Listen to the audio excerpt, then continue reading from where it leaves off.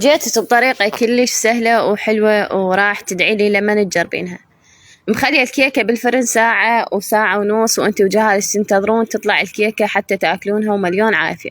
تالي ما تالي تطلع الكيكة لازقة بالقالب مدربة جدرية وما ترضى تطلع وانتي وسكينتك وتفتيرك والأطفال وش العون ماكو وش العون ماكو. جيتك بهاي الطريقة صدقيني راح تجربينها وتدعيلي بصراحة. أي ورق زبدة أو ورق دفتر، هذا الدفتر العادي تدهنين القالب أو الجدرية شنو عندك تدهنينها بزيت ومجرد بس تخلين الورقة.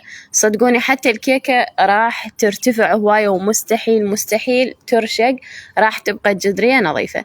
طبعا لا تقولي لي ماكو أطفالنا اليوم كل الأطفال تحب الكيك، خاصة من نشوف مال أعياد ميلاد وبكريمة وهاي السوالف كلش يحبونها من يشوفونا بالمحلات، يعني يردونا نسوي لهم. وهسه جانا أكثريتها على الموبايلات فيحبون. اليوم أنا بنتي تريد كيكة، سويت خليط واحد بس بعدين ضفت له هذا باودر كاكاو وسويتهن قسمين. شوفوا بنات هاي بعد ما شلتها من الفرن شلون الجذرية بقت نظيفة وكل شي ما بيها ومستحيل ترشق. وبهذه الطريقة شوفوا وأسهل ما يكون شلت الورق من عندها، وقد ما الورق مرتفع الكيك راح يرتفع لفوق. إذا كنتي مخلية راشي أو زيت وطحين ما راح ترتفع هذا الارتفاع، حتى لو ترتفع ما تجي هيك مستوى واحد أو ترفع صحيح ترفع وتتفطر منا ومنا، بس شوفوا هذا كله جاي قياس واحد.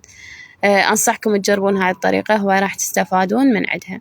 وهسه لهنا شوفوا كيكاتنا شلون حلوات وارتفاعهن كلش حلو، وتخلونها بالفرن تشغلونها من جوا وبالأخير آخر 3 دقايق تردين تشغلينها من فوق أو لا. طبعا أنا ما شغلتها من فوق.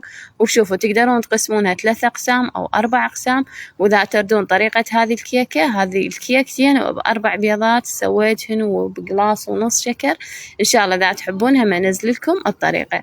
طبعا الطعم ما أسولف لكم عليها كلش حلو. طبعا صارت كيكة شاي وكيكة كريمة، هميت سويت كريمة بنفس الوقت.